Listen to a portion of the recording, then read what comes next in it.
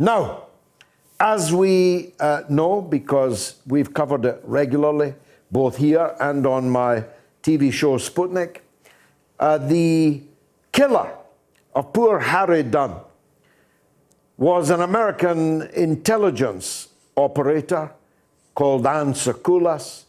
She drove out of what is laughably described as an RAF base, but is in fact a nest of American spies, drove up the road on the wrong side of the road and killed poor Harry, and then fled the country, falsely claiming diplomatic immunity. And although the United States is mad keen on the extradition of Julian Assange, and some of them are even mad keen on the extradition of Prince Andrew, they have steadfastly refused any political or legal move to force Sarcoolas to come back to Britain to face the music. One man, more than any other, has been the indefatigable spokesman for the family of poor Harry. He's Radd Seiger, and he joins us now. Radd, thank you. This could be the last time that we talk, because you've reached a settlement with the US, or with Sarcoolas, I don't know which, maybe you can tell us. Is that the end? No justice for Harry, but at least a settlement for his suffering family.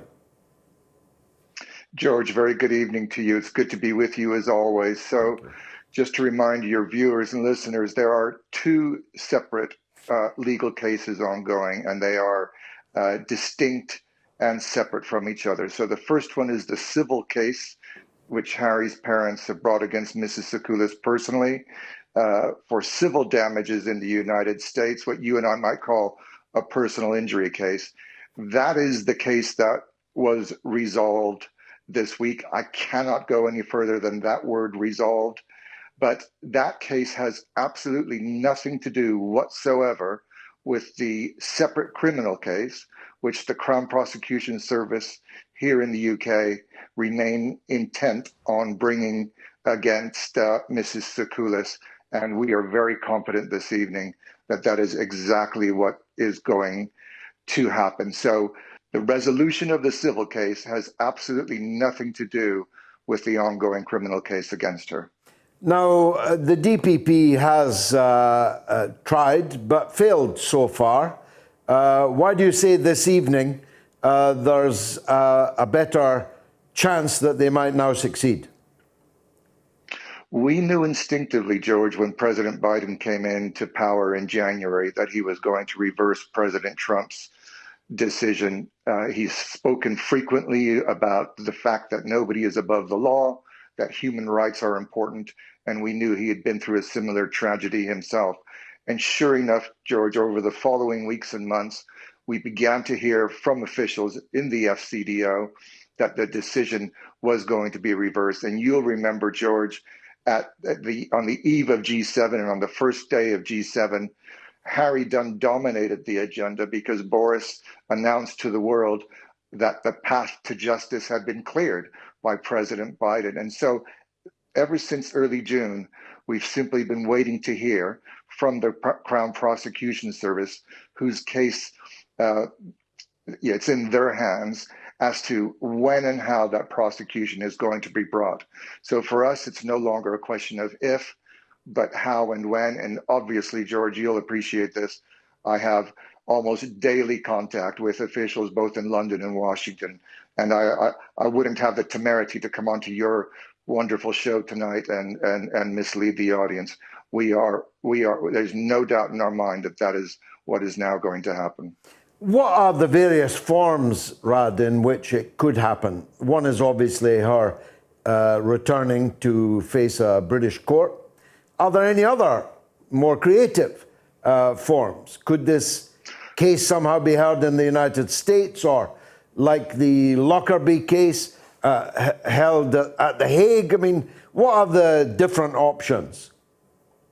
Well, look, let me answer that in two respects. And you'll know I'm a lawyer, but I'm also a family friend of Harry's. The parents are 200 yards up the road this evening. So let me, from a legal perspective, George, I believe that they are looking at alternative ways of bringing this prosecution. We've all heard talk in the past about there being a remote process, as you've described. I believe that might be a legal first if it were to happen. But what I've counseled the family over the last few weeks on is, look, we are victims, or the family are victims of a very serious crime. What we must do now, we are not the prosecutors. We must now take a step back from the process. We know the path to justice is clear, and let's let the Crown Prosecution Service do their work without pressure from me or the British government or the great British public. And they will undoubtedly make their announcement in due course. So I can't answer your question this evening because I don't know what is being planned. But all I can tell you is that they remain absolutely intent on prosecuting the right person for the right offense. Now, look, the Americans have made it clear that she's not going to be physically extradited. But look, I simply think now that the path to justice has been cleared, let's wait for the CPS to make their announcement, which we hope will be coming very soon. Very soon, we hope so. What are you going to do when this is all over, Radd? You've fought this campaign so magnificently. Just as a family friend, you've fought it. Nobody hired you. You're not a professional at these things. What's going to happen for Radd Seiger when this is over? George, it's so kind of you to think of me, and thank you for that. As you can imagine, this has taken a huge toll on my life, my family's life, but I don't really think about myself because 200 yards up the road, there's a family whose lives have been utterly destroyed, not only through the loss of their beautiful son, but the way the U.S. government have treated them. So what we have a saying on Team Harry, which is we just live in the moment. We take it hour by hour. Look, George, I don't mind telling you that over the coming weeks and months when this is done, I'm going to have to take myself away and have a bit of a rest because it isn't easy taking on the United States government.